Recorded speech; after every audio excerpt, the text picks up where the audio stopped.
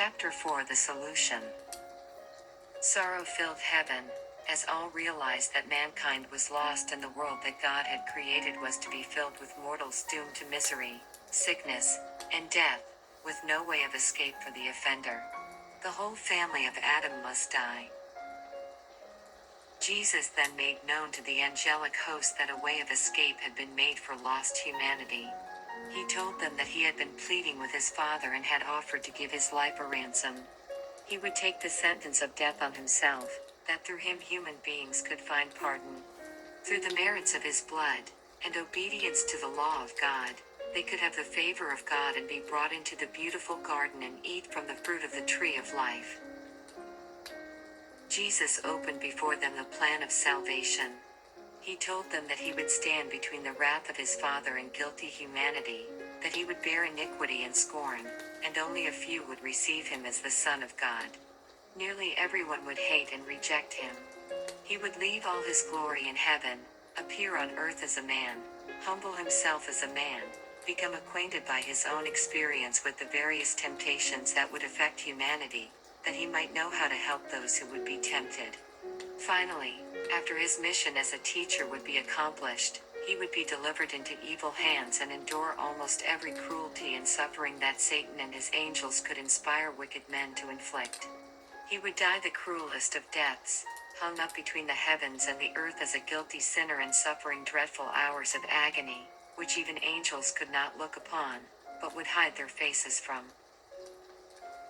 This chapter is based on Genesis 3:15, 21-24. The sight. Not merely agony of body would he suffer, but mental agony, to which bodily suffering could not compare. The weight of the sins of the whole world would be on him. He told them he would die and rise again the third day, and would ascend to his Father to intercede for wayward, guilty human beings. The one possible way of salvation, the angels bowed down before him. They offered their lives. Jesus said to them that by his death he would save many, that the life of an angel could not pay the debt. His life alone could his Father accept as a ransom for mankind. Afterward, those whom he redeemed would be with him, and by his death he would ransom many and destroy Satan, who had the power of death. And his Father would give him the kingdom and the greatness of the kingdom under the whole heaven, and he would possess it forever and ever. Satan and sinners would be destroyed, never more to disturb heaven or the purified new earth. But he assigned the angels their work, to ascend and descend with strengthening help from glory to soothe the Son of God in his sufferings and minister to him. Also, they were to guard and keep the subjects of grace from the evil angels and the darkness that Satan would constantly throw around them. It was impossible for God to alter or change his law to save lost, perishing sinners. Therefore, he allowed his beloved Son to die for their transgression. Satan again rejoiced with his angels that by causing mankind's fall, he could pull down the Son of God from his exalted position. He told his angels that when Jesus would take the nature of fallen humanity, he could overpower him and prevent the success of the plan of salvation. In humility and inexpressible sadness, Adam and Eve left the lovely garden where they had been so happy until they disobeyed the command of God. The atmosphere was changed. It was no longer unvarying, as it had been before their sin. God clothed them with coats of skins to protect them from the sense of chilliness and then of heat to which they were exposed. God's unchangeable law, all heaven mourned because of Adam and Eve's disobedience and fall, which brought the wrath of God upon the whole human race. They were cut off from fellowship with God and were plunged in hopeless misery. The law of Jehovah, the foundation of his government in heaven and on earth, was as sacred as God himself, and for this reason God could not accept the life of an angel as a sacrifice for its transgression.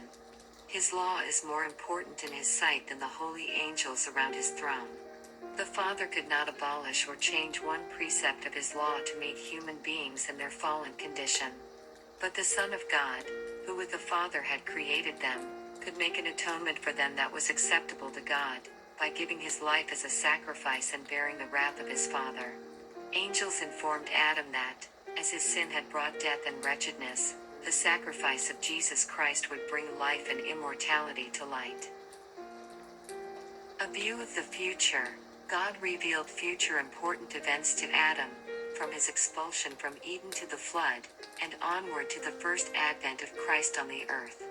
His love for Adam and his posterity would lead the Son of God to step down to take human nature, and so, through his own humiliation, elevate all who would believe on him.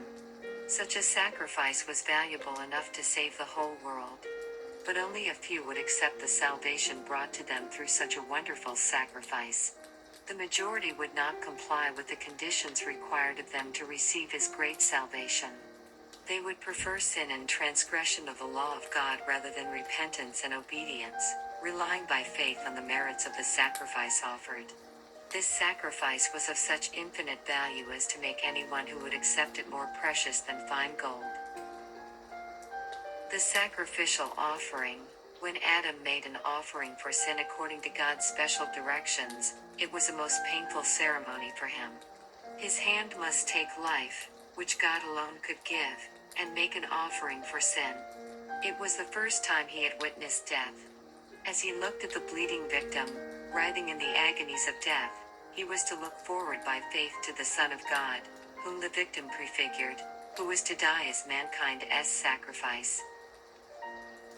This ceremonial offering, which God established, was to be a perpetual reminder to Adam of his guilt and also a repentant admission of his sin.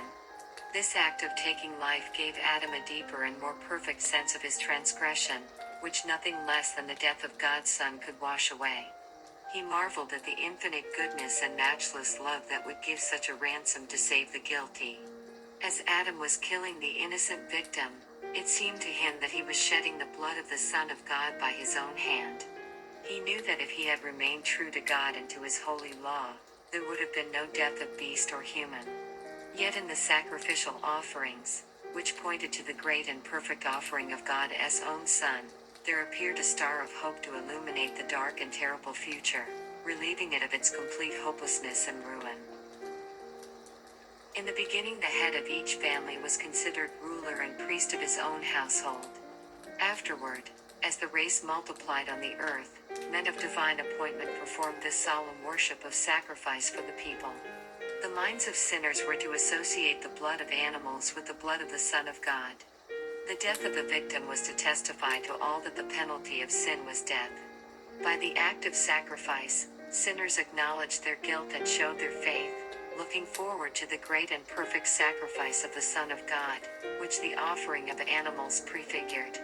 Without the atonement of the Son of God, there could be no imparting of blessing or salvation from God to sinners. God was serious about upholding the honor of his law. The transgression of that law caused a fearful separation between God and sinners. God allowed Adam in his innocence to have direct, free, and happy communion with his Maker. After his transgression, God would communicate to humanity through Christ and angels.